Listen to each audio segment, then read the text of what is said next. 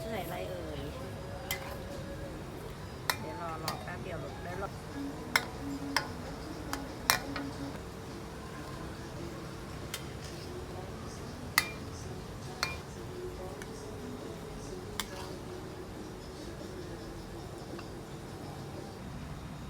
เอาโรยข้างๆฟ้าวิฟ้าแดง2-3 อันเอาไว้ตกแต่งเนาะเดี๋ยวเราขึ้นมาหั่นแป๊บนึง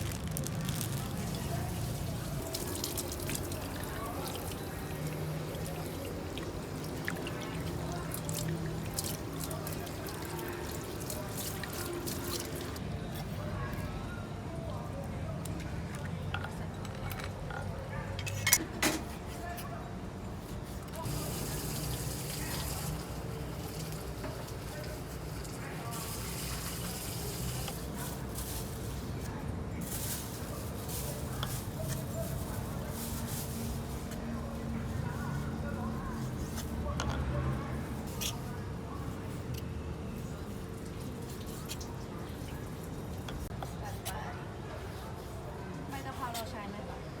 อันนี้เราไม่ได้ใช้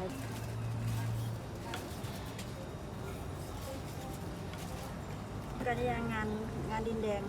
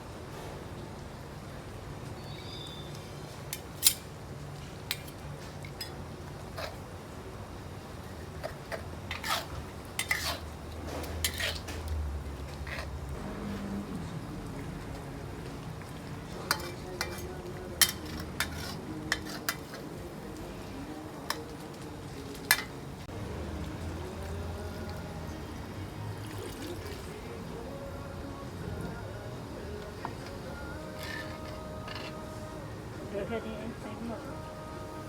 เล่มไปค่ะ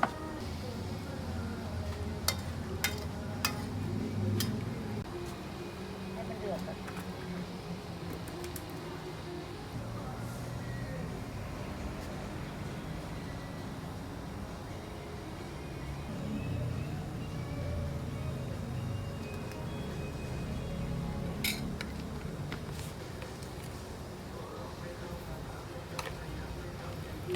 แต่ขอชิมก่อนเพราะว่า เราใช้กระทะ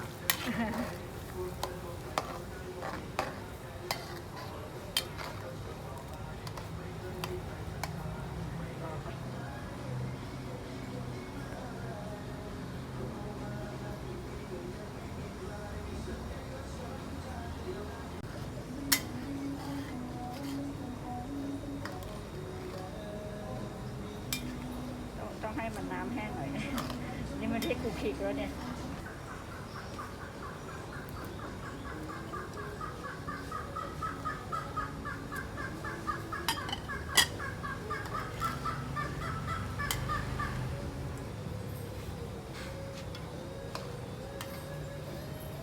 ใส่ถ้วยใส่อะไรเอ่ยเดี๋ยวรอแป๊บเดียวลูกเดี๋ยวรอให้มะเขือพวง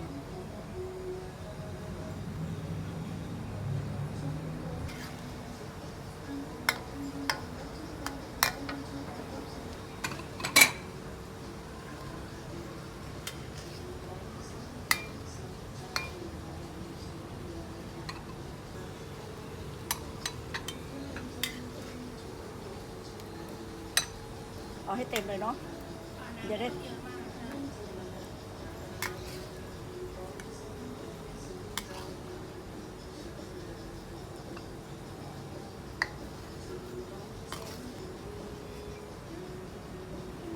เอาโรยข้างๆ